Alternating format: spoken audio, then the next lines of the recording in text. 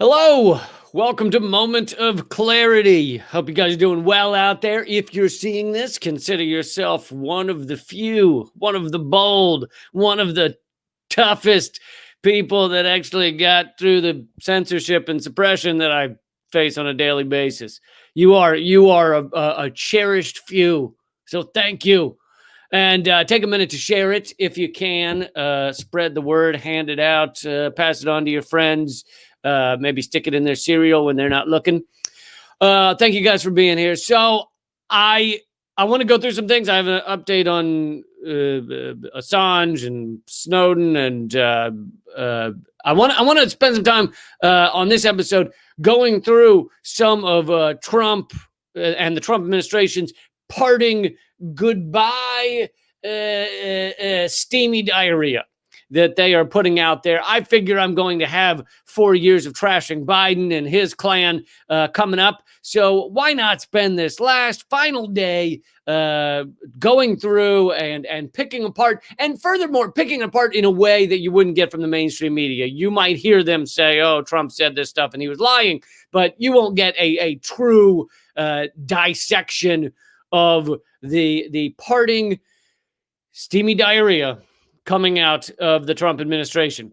Like I said, please take a minute to share this and let people know to come on over here. But I'll start off with a quick update. Many people had a lot of hope that Trump would pardon Julian Assange and Edward Snowden, the most important being Assange because he's in prison, being tortured in many ways, and his health is not good. And now we know that he won't be extradited, and there's no more reason to hold him. They're just holding him because the torture of Julian Assange for being a journalist is not over. So I have an update on that. This is from, it's Aaron Mate talking about CNN's reporting on the Assange possibility of Assange pardon, which Trump has now apparently shot down. According to CNN, Trump once thought about pardoning Assange and Snowden, but decided against it because he did not want to anger Senate Republicans who will soon determine whether he's convicted, and who told him that they felt strongly about not granting clemency to Assange or Snowden. So, of course, that shows how pathetic and awful Trump is. It shows how pathetic and awful the Republicans are. Those are kind of givens. What kind of shitty human being leaves someone being tortured in prison? If you were going to pardon him, meaning you didn't think that he deserved to be in prison anymore, what kind of shitty human being is like, yeah, but it benefit me to leave him being tortured in prison? Donald Trump would, because he's that shitty, so not a surprise there. But furthermore, the Democrats have shown time and again that, of course, they also want to keep Assange being tortured. Hillary Clinton said he should be drone bombed. Obama came very close to indicting him on espionage charges the way Donald Trump ultimately did. The only reason they backed away from it is because they weren't sure they could win on free speech grounds. So Obama wanted to lock him away forever, just wasn't sure he could get away with it. So unfortunately, Donald Trump has stopped entertaining the idea of pardoning Assange and Edward Snowden, if that reporting is correct. And obviously, he only has a couple of hours left while that could even be possible. So I want to move on to Trump's farewell speech, which I did not watch because I cannot handle watching that disgusting human being speak.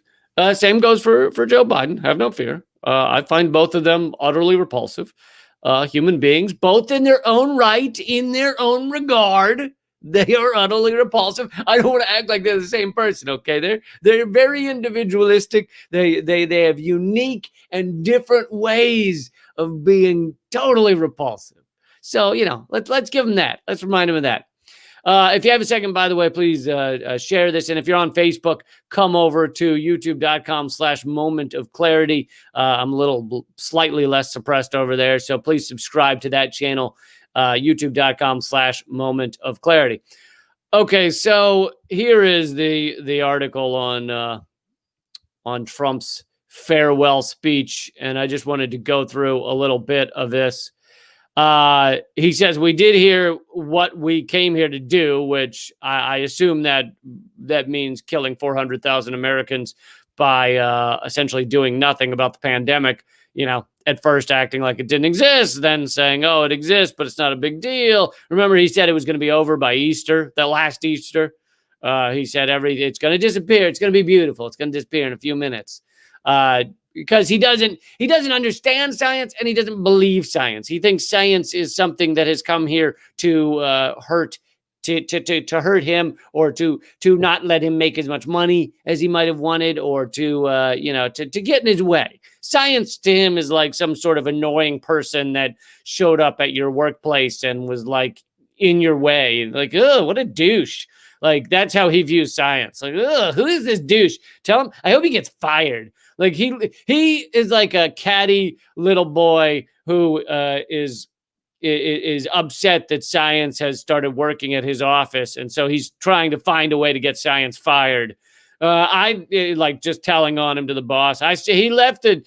He took a shit on the floor of the bathroom or whatever. But anyway, that's how Trump views science. That's why he didn't believe in it. And here we are, 400,000 dead. So here are some quotes from his speech. As I conclude my term as the 45th president of the United States, I stand before you truly proud of what we have achieved together. Oh, what is that, Donald Trump? What have we achieved together? What have you and me done together? Yeah. You haven't fucking worked with Americans on anything. You've tried to exert your will on crushing various groups of people because they are on your enemies list, or they're not the right skin color, or they're not the right class level that you like.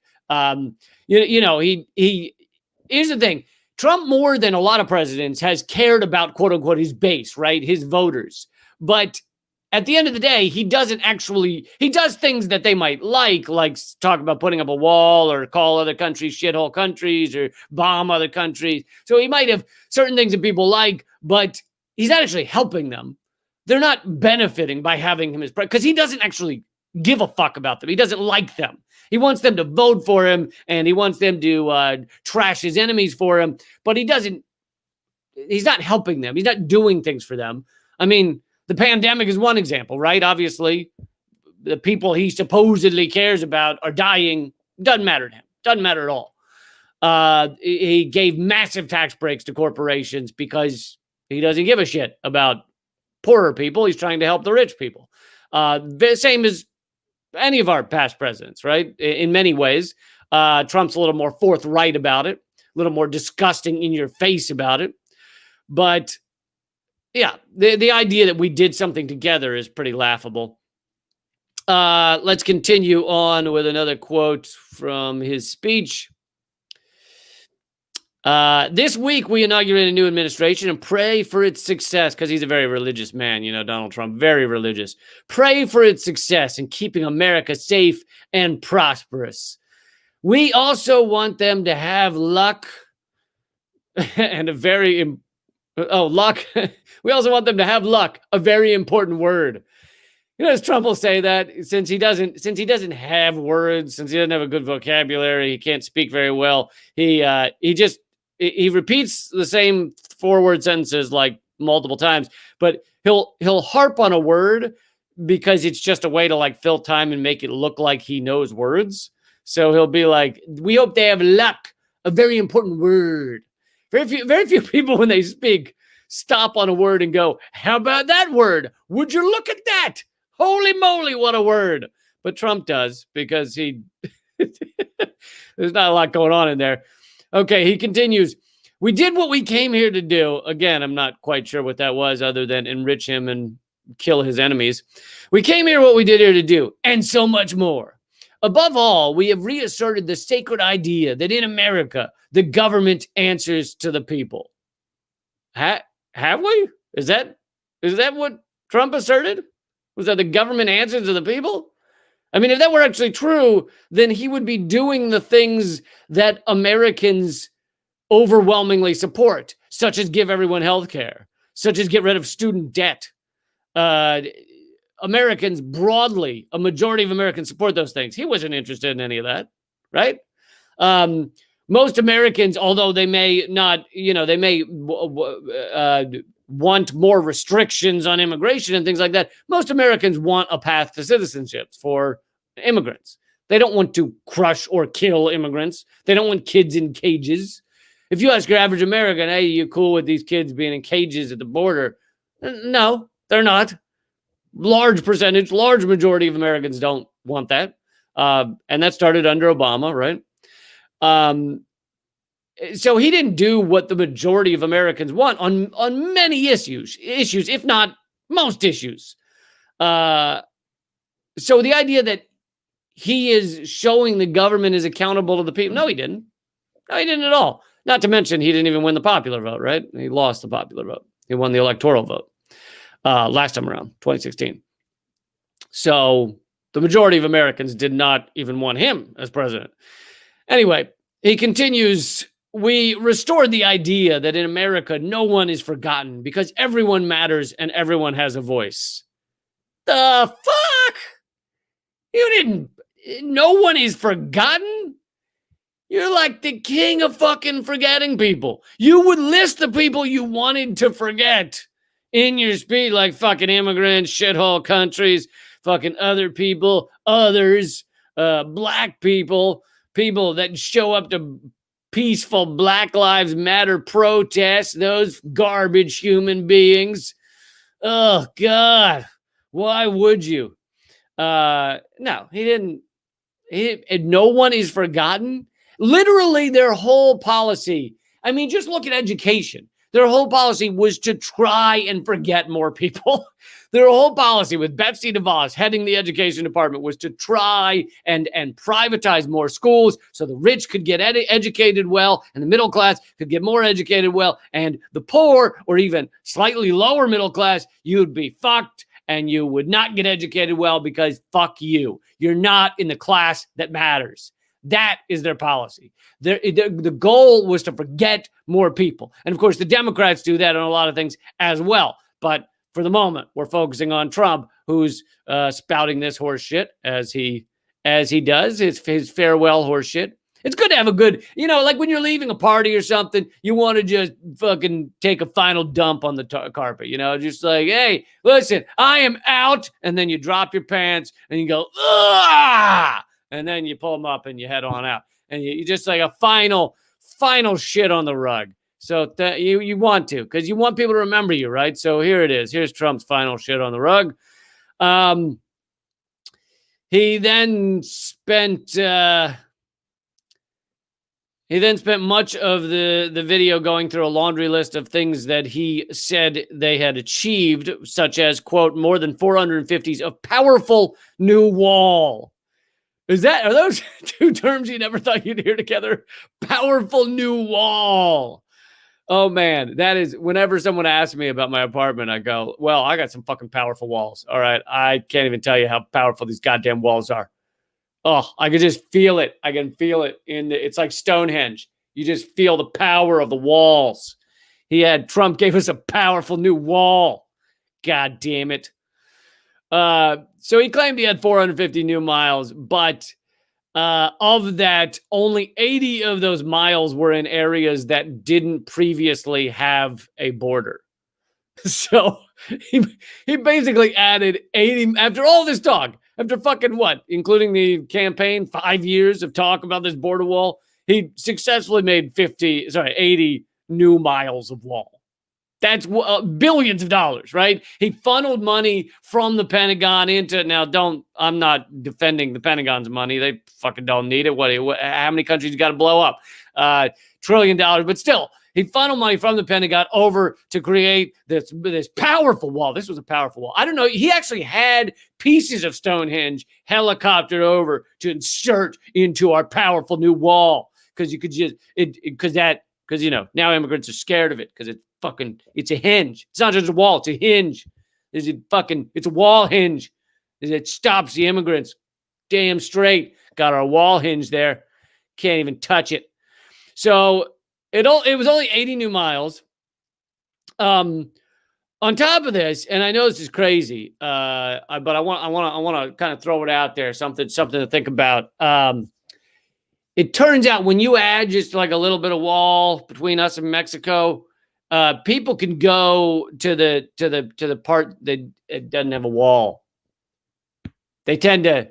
So it's not. I think some people picture like, okay, there's immigrants coming this way, and if you put a wall there, that they just walk up to that segment where the wall is, and they go, "No, powerful wall is here." No, actually, what they tend to do is they go to another spot where there's not a wall. See how that works? Yeah, go to another spot. Because this was a stupid fucking idea. Also, borders are stupid. Also, nation states are stupid. So, some things to process there. And some of you might have heard me say before, think about borders. Who the fuck put them there? Who decided that, this foot right here is you're Mexican, and oh, you're so gross. And over here, this foot over here is because there's a border between this foot. If you're over here, then you're American and you're awesome. What the fuck? It's the dumbest fucking garbage. Like, intellectually, rationally, it's fucking trash. But so much of our politics centers around this idea that, this line, you were born on this, you came out of the vagina on this side instead of that side, and you're a different human being. It's fucking stupid and unevolved and barbaric and fucking animalistic. I would call it animalistic, but actually the animals are smarter, right? They cross the border all day long. They don't give a shit. They just go back and forth. There are deer that are on the other side. They're in Canada. They were born in Canada. And then they walk into America, and no one's like, hey, where's your passport? They just fucking do it, and they don't give a shit, because guess what? It's stupid. And only we're dumber than turtles, all right, on this regard. Maybe not in other things, not saying we're dumber than turtles in Scrabble, okay? I think I could probably beat a turtle in Scrabble, even though I suck at Scrabble. But still, I'm saying we're dumber than them on this front. All right. I think that's about all of the garbage I can piece through of Trump's speech. But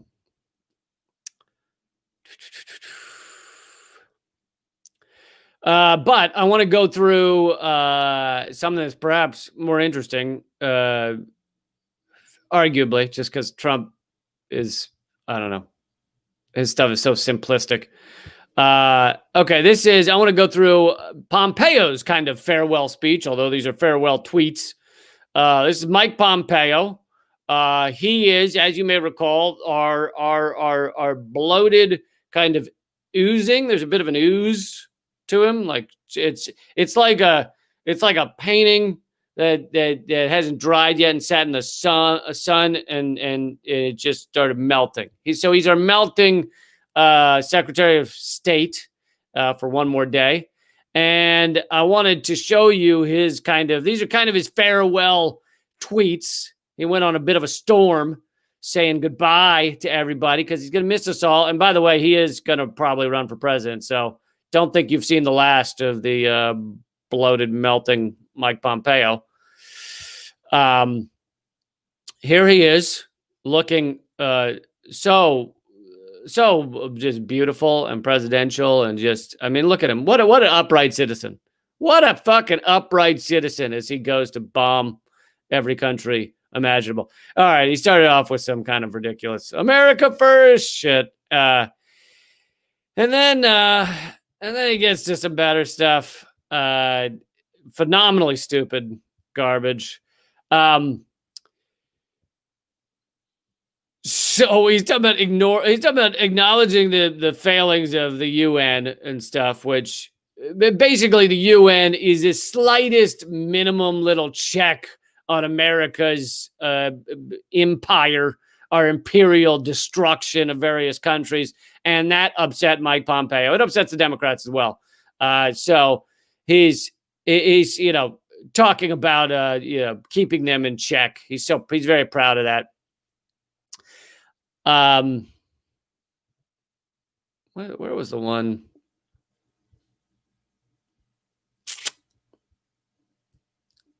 Yeah, I don't really care about that. Yeah, I mean, various insults to various countries. So here is one about Venezuela. It was inspiring to speak with Venezuelan interim president Juan Guaido yesterday and to reaffirm our unwavering support for the champions of democracy in Venezuela. Ah, yes.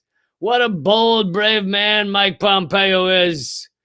So in this tweet, he's got roughly 3,700 lies or inaccuracies.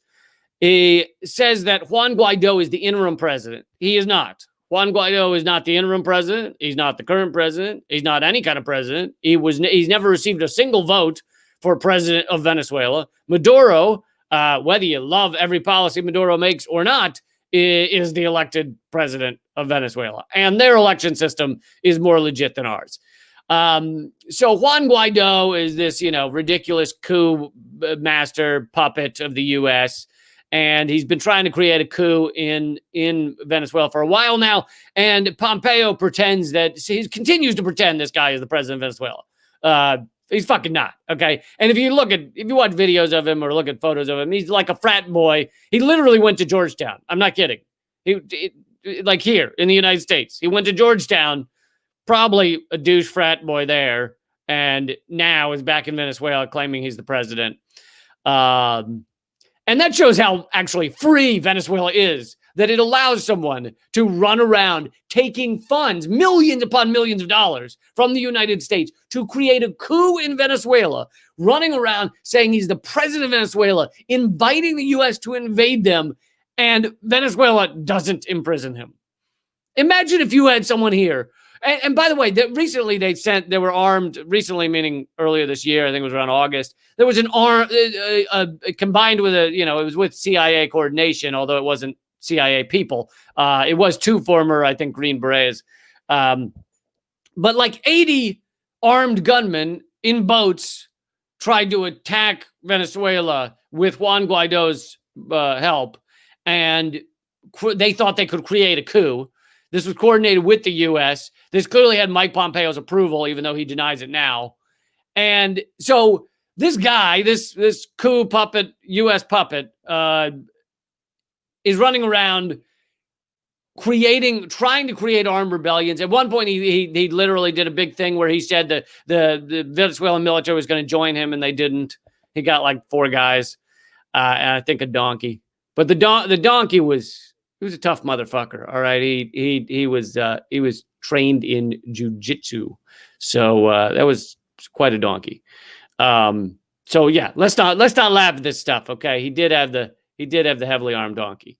But imagine if that were happening in the US. You have a guy from the National Assembly claiming he's the president, inviting another country to invade the US, inviting armed people to come and create an insurrection and them getting caught in the act, accepting millions of dollars from other countries to create this coup and create this failed state in the U.S. in this analogy. Imagine if that were happening here. Do you think the U.S. would keep letting him run around? Do you think the U.S. would keep letting him be a national assemblyman? Fuck no. The U.S. would have this guy arrested. But in Venezuela, still roams free as the U.S. puppet there, having attended Georgetown. And now, by the way, Nancy Pelosi and Donald Trump gave him a standing ovation at the last State of the Union. Together. It was the only thing, I think, that Nancy Pelosi and Donald Trump both stood and clapped for in unison. And Biden is not changing this. Tony Blinken is going to be his Secretary of State and believes all of this same garbage. Okay, so let's continue here. Then Mike Pompeo goes after China. Now, the real reason we have to go after China right now is because economically they're going to be defeating America soon. They, despite not having 1,000 military bases around the world, they are succeeding in making partnerships in Africa, etc. And that makes them a risk to the U.S. empire. They are a risk to our power, our global dominance. And so we have to go after them. And how do we go after them? Well, you can't just say, we're upset that your economy's doing well. You can't just do that, because that wouldn't get America, that wouldn't evoke our xenophobic fervor, right? We wouldn't go, yeah, we're upset your economy's doing well. So you have to create garbage reasons why China should be hated, as we do with Russia. So one of those is that, they're terrible on human rights, even though we're worse on human rights, but they're terrible on human rights. Well, they have surveillance, but we know that we have some of the largest surveillance state in the world. So how do we claim that they have surveilled their citizens? I'm not saying they don't. I'm just saying a bit hypocritical, right? A little hypocrisy there. Well, they surveil their citizens. Well, so do fucking we. Okay, so here's Pompeo. The Chinese Communist Party is not our friend. Well done, Pompeo. Nailed it. Let me open this thread here. Oh, okay. This is the one I was looking for earlier. Well, all right. Let's stick with China for a second. This isn't the one where, well, I'll find it in a minute.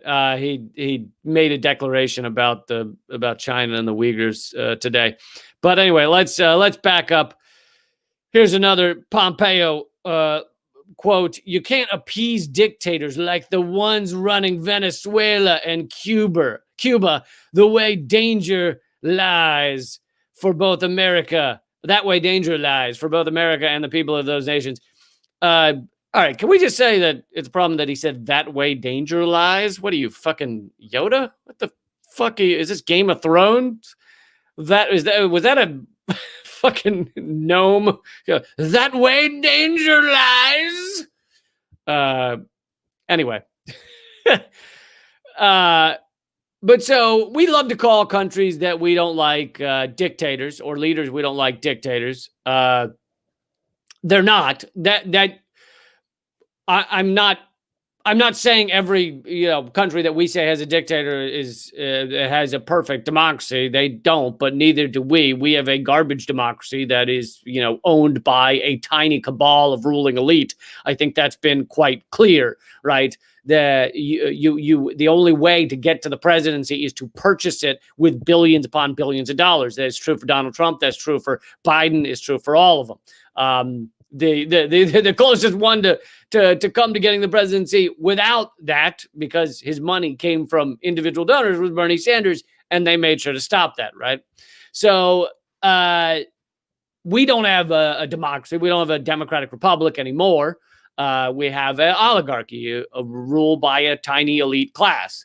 But on top of that, of course, this is more hatred of Venezuela and hatred of Cuba, which, I mean, the fact that we're still butthurt over Cuba is just fucking pathetic. It really is pathetic. Okay, you got a small Caribbean island nation that is not threatening us in any way. They wanted a different economic system than us, and that infuriated us.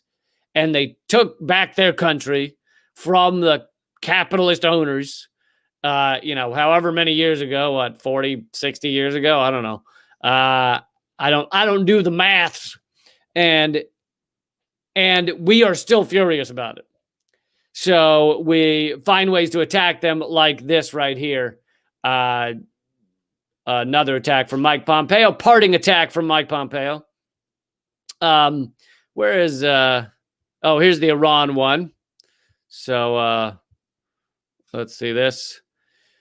There are not moderates running the Islamic Republic of Iran. Moderates don't give a home base to Al Qaeda. Ho-ho! Really throwing the smack down.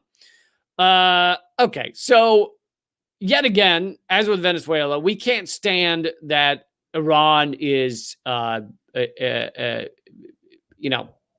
solitary, that it's not part of our tentacles, part of our central banking system.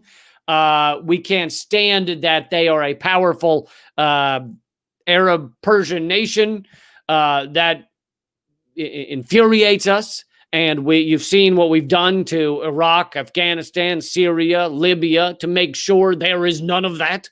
But outside, probably the number one thing that infuriates us is being outside of our central banking tentacles. And then of course there is oil, but we don't need oil that bad. But we are far more interested in countries where we can steal their resources. That excites us. That gives us a woody far quicker if there are resources to steal. Venezuela, largest untapped oil reserves possibly in the world. So there you go. There's and those are really the three big reasons. And then there's socialism, which we need to, the fact that Venezuela has more socialism or Cuba has more socialism, that infuriates us as well, because it could show people that certain things are a good idea. As I've mentioned before, until our economic sanctions started crushing Venezuela, within the span of 15 years, Chavez had decreased extreme poverty by 70% and regular poverty by 50%. Those numbers are unheard of in America, right? We don't decrease poverty almost ever. We just change the numbers to say that, oh, there's less poverty now because we changed what we count as poverty.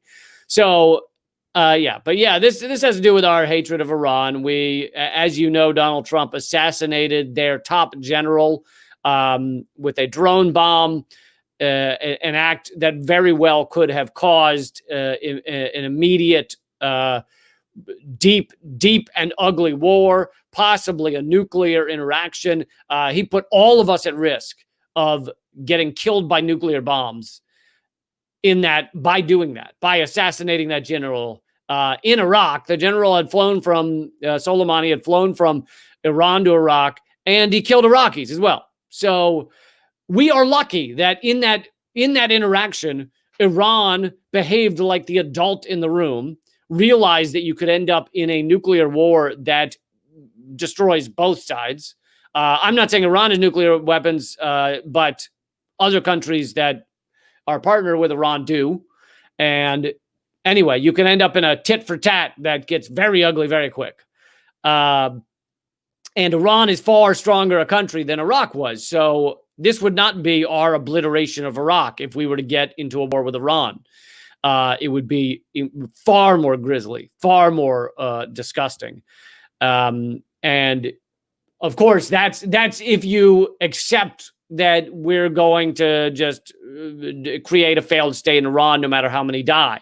I mean, we saw even if not a single U.S. service person, which is, U.S. hired killer, I guess is a better term. Even if not a single U.S. military person died in a battle with Iran,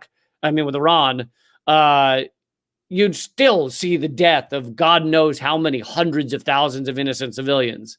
In Iraq, it was over a million. There's that breathtaking interview with Madeleine Albright where she claims 500,000 dead children is a fair price to pay for us collapsing Iraq. She said, yeah, we think it's worth it. So there you go. They think this shit's worth it. And this isn't going to change under a Biden administration, at least not the way he's been signaling so far.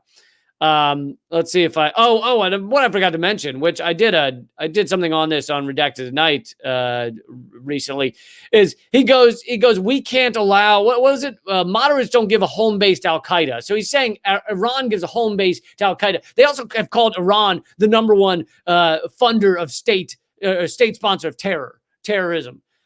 Bullshit. Okay, America is the number one state sponsor of terrorism. There are article after article after article of independent journalists that are not CNN, that are not Fox News, that have shown just how much the U.S. Props up al-Qaeda affiliates like al-Nusra, props up jihadists that are clearly terrorists, that behead people in public in town, like bring people in the middle of town and behead them. These are extremists as far as you can, like the epitome of extremists that just execute innocent civilians for not joining their ranks and or believing in another religion. And we fund them, we arm them, we are fine with them as long as they're fighting our enemies. We did it in Syria, we did it in Afghanistan. We keep doing it. Not to mention we created ISIS, but by our insane behavior and our insane wars. But the idea that Secretary Pompeo here is like, they give home base to al-Qaeda. It's like, we fucking helped create al-Qaeda, and then we went to war with them, and now we're funding the remnants or offshoots of al-Qaeda as well. Funding, arming, you name it. So anyway, that's some more garbage from Pompeo. Let's see. He then says, can't make sound policy without being honest about the threats we face. Oh, he's into honesty, is he? This is the guy who famously said, I was the head of the CIA. We lied, we cheated, we stole. We had whole training courses on how to do it. This is the guy you want honesty from? Right.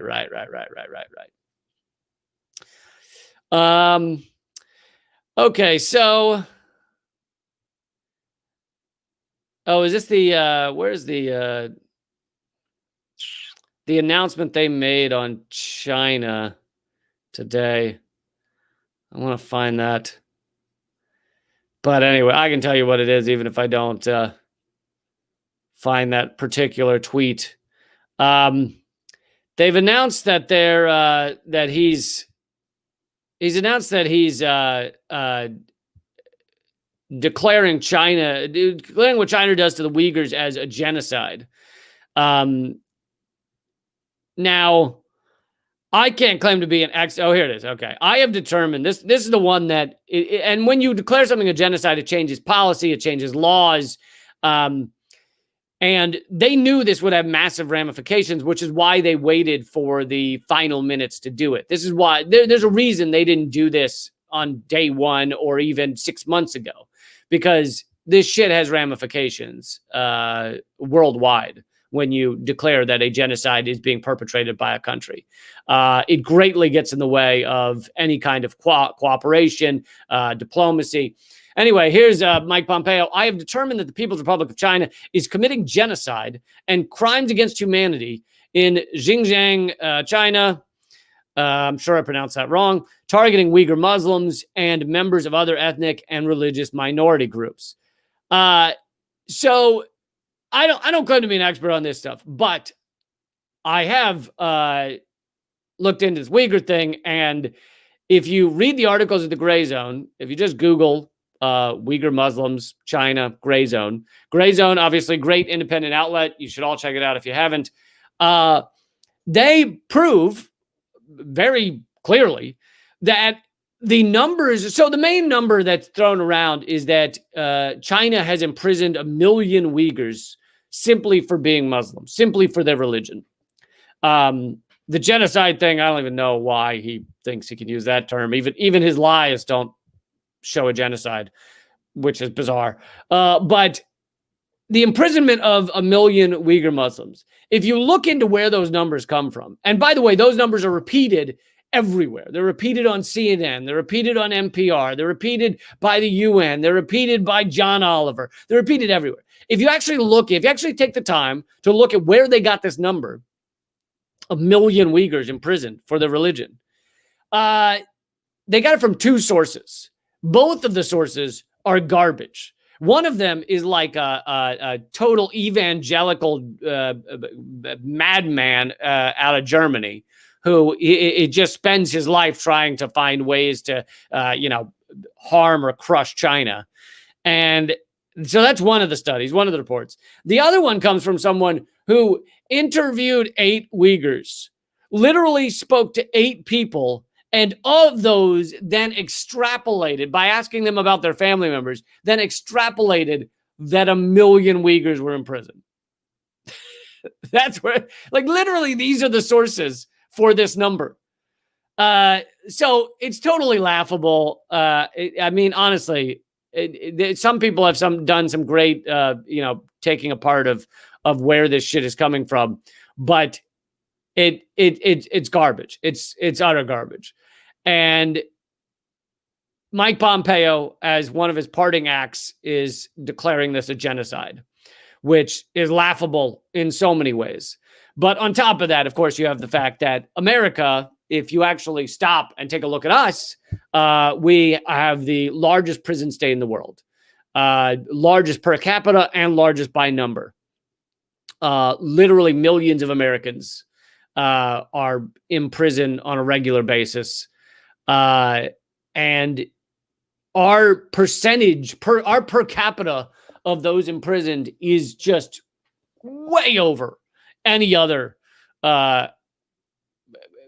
countries that we would consider ourselves similar to, and all others. We're number one. So I'm not just saying like, oh, well, except for this country, but we're not like them. No, we have per capita more prisoners than every single country, but we're like 1 million times greater than, I made up that number, but we are. And I actually am currently researching these numbers to try and put together a broader segment on Redacted tonight about just how many people we imprison and the per capita rate. But it is hilarious how different it is from England, from Germany, from any of these places, Scandinavian countries, just everywhere. There's nowhere that imprisons people at the rate we do. So if that's not a crime against humanity, I fucking don't know what is. And yet, as their parting act, the Trump administration wants to accuse others of crimes against humanity. Just our enemies, by the way, not the dictators we spend time with, not the dictators we help, not the dictators or repressive regimes that we sell weapons to, that we support, such as supporting Saudi Arabia in the genocide in Yemen. That we continue to do. So anyway, there you go. That's their parting diarrhea. That's their parting shit on the rug as they're leaving. Mike Pompeo, your bloated, melting Secretary of State. What a great guy. What a great guy he is. And this half hour I've just spent with you was tearing apart 5 of his tweets or 6 of his tweets. That's how pathetic these people are. They tweet out 6 things, and you can spend a half hour picking apart just how disgusting and wretched and false they are. And what Mike Pompeo is doing there is not going to change largely under the Biden administration. Already, Tony Blinken, next Secretary of State, if they approve him, confirm him, is saying the same things as Pompeo, just about. There'll be some slight differences, like a Democratic administration would not have moved the capital of Israel to Jerusalem, the embassy. That was a move that was designed to infuriate a lot of the world. They might not do that, but every other level of support of Israel, of helping their military to repress and continue the apartheid state against Palestinians, that'll all continue. And anyway, you can go down the list. Not much is going to change on foreign policy, on the foreign policy front. But I think I'm going to wrap up here. Here's one comment. NSPK77 says Cuba has a world-class healthcare and education system. Just imagine how far advanced they would be without almost 60 years of economic terrorism by the U.S. Great point. They do. Their doctors are highly regarded around the world. Everybody gets education. You have guaranteed a job if you want one, meaning guaranteed employment. Here in the U.S., if you don't find a job, you're just flyingly fucked. That's our policy. That's our guaranteed employment. If you didn't find a job, go fuck yourself. That's our version of guaranteed employment. Volante, if I'm pronouncing that right, says moving the capital to Jerusalem was part of the 2012 Democratic platform. Even I didn't know that, but if that is true, it doesn't surprise me. The Democrats, like I said, on foreign policy, are not much better than what we've seen. This one also is from NSPK77. Like Kamala Harris, who refused to release unjustly imprisoned folks to provide a slave workforce. Yes, while Kamala Harris was the quote-unquote top cop of California, her office, and she claims now that, oh, it was my office, it wasn't me, which is horseshit. She knew what her office was doing. But anyway, they refused. California, the prisons had become so overcrowded that the lawmakers were requesting that nonviolent prisoners be released because it was just too many people in prison. Tough problem to have, right? When you've grabbed everybody off the street for nonviolent crimes and filled the prisons with them. Oh, too many people in prison. And they wanted to release them. And Kamala Harris, the attorney general at the time, said, no, we can't. And literally her office said, because it would hurt, part of their statement was because it would hurt California's labor practices, meaning we use slave labor for a lot of things from our prisons, including fighting fires. Something like a quarter or half or something of the firefighters fighting forest fires are basically slave employees from the prisons. Yeah, they get paid $1 an hour or whatever the fuck, but it's basically slave labor.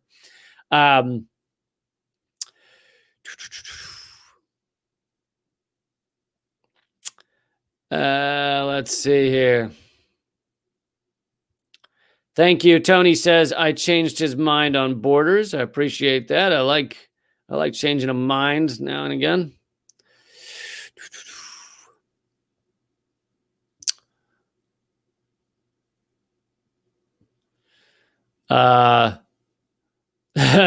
Shannon says, oh my God, guys, did we get through Trump without attacking Iran any further? Yeah, maybe without bombs, other than assassinating their general. However, and we also helped Israel assassinate their scientists. So we did do that. But our attacks have been economic attacks, economic warfare on Iran. We do continue that, and it is crushing. And we're doing it to Syria as well. And obviously, Syria has been through fucking hell. And we're making sure that they are so economically attacked that they have trouble getting gasoline, trouble having electricity for more than a certain amount of time.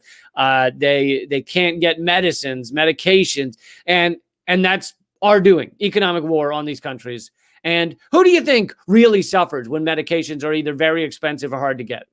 Do you think it's the ruling class that America claims is what we're directing these sanctions at? No, it's the poor, it's the infants, it's the elderly. That's who our attacks are on in so many countries with our economic wars against them. All right. Hope I gave you some stuff to think about. I will see you next time. I do these every weekday, except sometimes. And they're at leecamp.com. You can always get them there. You're not always, for some of you, probably got an alert about this one. Consider yourself lucky. You're not always going to get an alert. So if you want to watch these regularly, please check leecamp.com.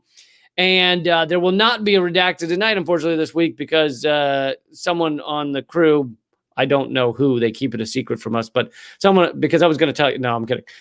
Someone on the crew has COVID.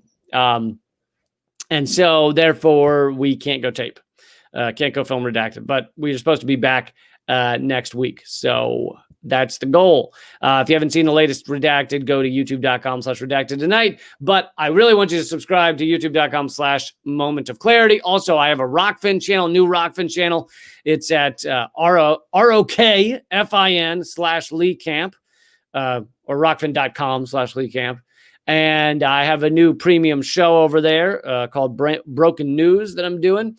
And, it's Rockfin's cool because it's, if you pay the $10 subscription fee, you get all of the channels, premium content, not just mine, like Patreon. You get everything. So it's cool over there. All right. With that being said, check out the new Common Censored, new episode of my podcast, and I will see you soon. Keep fighting.